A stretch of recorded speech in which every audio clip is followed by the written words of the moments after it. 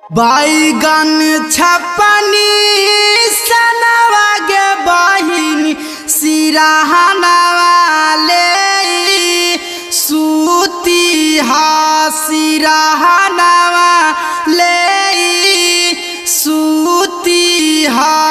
भोरे भीनु सरवा गे बहिनी पटनवा दावेला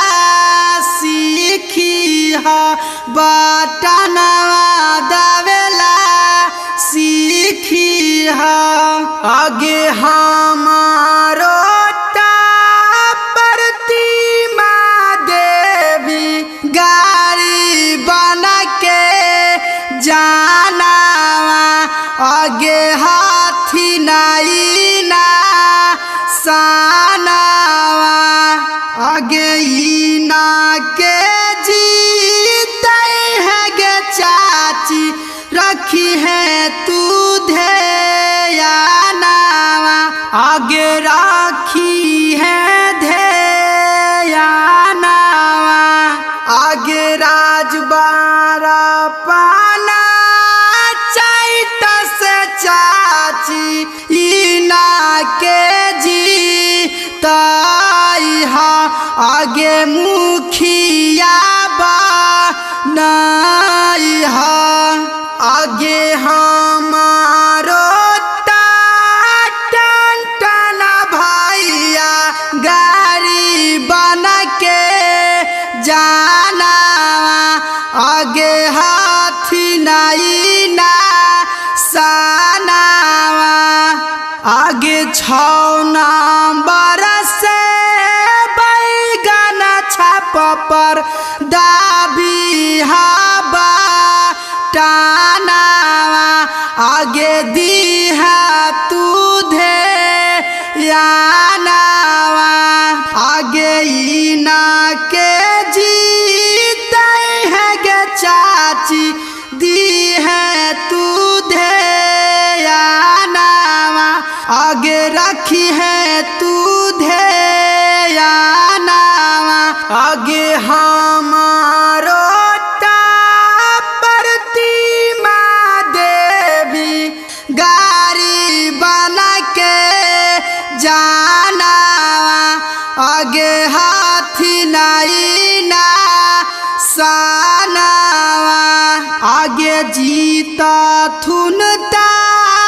आगे चाची कोलानी आगे चापा कल धसवाई थुन आगे 6 नंबर पर बैगन छप पर डाबी हवा टाना आगे दी है तू ध्यानावा आगे इना के जीते है गे चाची दी है तू ध्यानावा आगे रखी है तू ध्यानावा आगे एक फोनवा करला पचाची ऐथु न तोराया गानावा आगे रखथु न खूब ध्यानावा आगे एक फोनवा करला पचाची ऐथु न तोराया गानावा आगे रखथु न खूब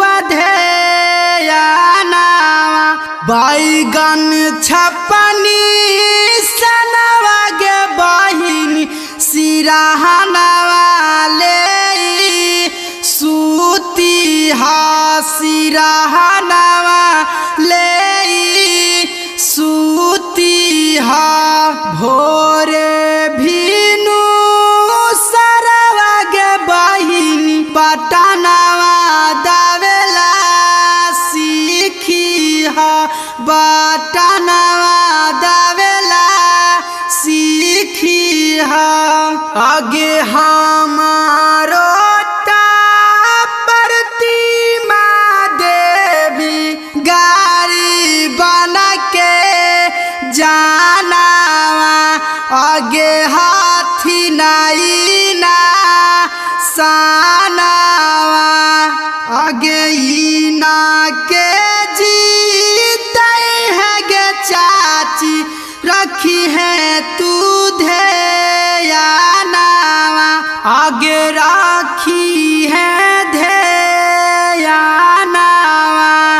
आगे राजबारा पाना चैत से चाची इना के जीताई हा आगे मुखिया बनाई हा आगे हमारो टन भैया गाड़ी बना के जाना आगे हाथी नाई ना सानावा आगे 6 नंबर से बैगन छाप पर दाबी हवा टानावा आगे